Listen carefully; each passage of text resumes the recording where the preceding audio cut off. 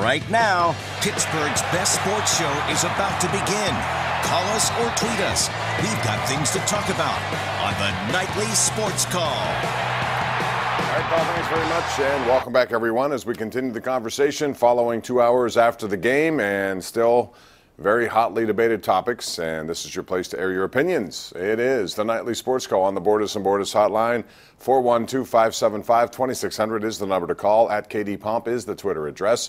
We continue to talk about the implications of a loss by the Steelers. Just when you thought they had a win, they had a loss. It was one of the most chaotic, unpredictable endings that you will ever see in sports, and that's quite frankly what makes sports so refreshing.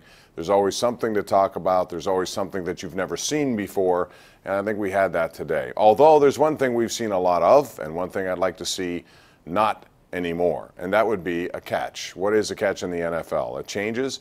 There are rules for different positions, and it seems to be just way too much in this pixel by pixel world in which we live. High definition, instant squeeze zoom to find out what plays are plays. And, you know, quite frankly, if you're a running back, ball can't cause a fumble. But it can apparently cause an incompletion, even though if it's slightly moved and Denver left possession of Jesse James's hand. That's confusing to me. To me, if you have possession, and to me the call on the field today was a touchdown. It has to be conclusive, right? That's what we're always told. It's got to be conclusive. If the call on the field is, whatever it is, conclusive. Can anyone really out there tell me that was conclusive?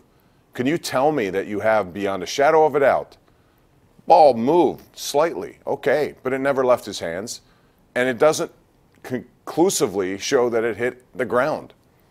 Listen, the rule is what I'm complaining about here, okay?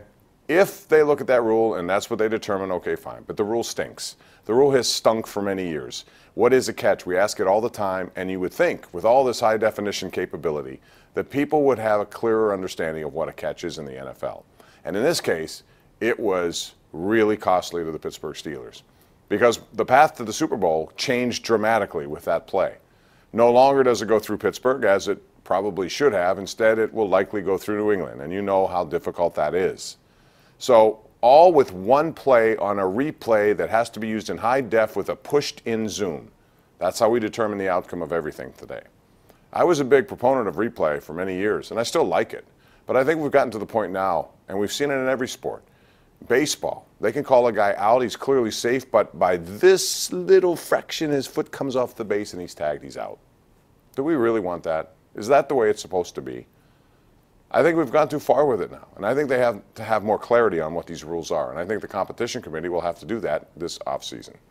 So, once again, on a soapbox, I don't mean to be, I just find it very confusing at times what we're actually looking at. And it stalled what was a dramatic game. We waited an inordinate amount of time to try to get a conclusion on that, and I still don't think it was the right conclusion. That's just my opinion. But so they lose a game, and in the process, they lost Antonio Brown, and he could be out for at least the next 2 games, and I don't think there's any reason to play him. Hopefully he's available in the playoffs, which is why it's important for the Steelers to somehow still hang on to the number 2 seed, which they are right now, because with that comes a bye week, and you need one of those clearly. Jacksonville is on their heels, however. The Steelers cannot afford a slip-up, whether that's against Houston or Cleveland. And you would think Cleveland, it's not going to matter. But then you're in an interesting position because you want to rest players also. You want to make sure that certain guys are ready for the playoffs. And in doing so, you might lose a game that could hurt you potentially.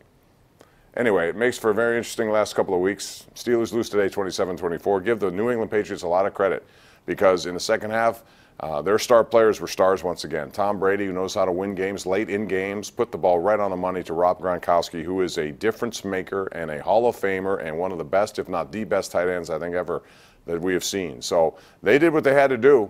Could the Steelers have doubled him more? Yes. They could have done other things. But I think it's tough for any one man to guard that guy. I don't care what team you're on because cornerbacks aren't that big, linebackers aren't that fast. Who do you put on him? How do you stop him? That's why I thought the suspension that he got for 1 game was a little ridiculous too.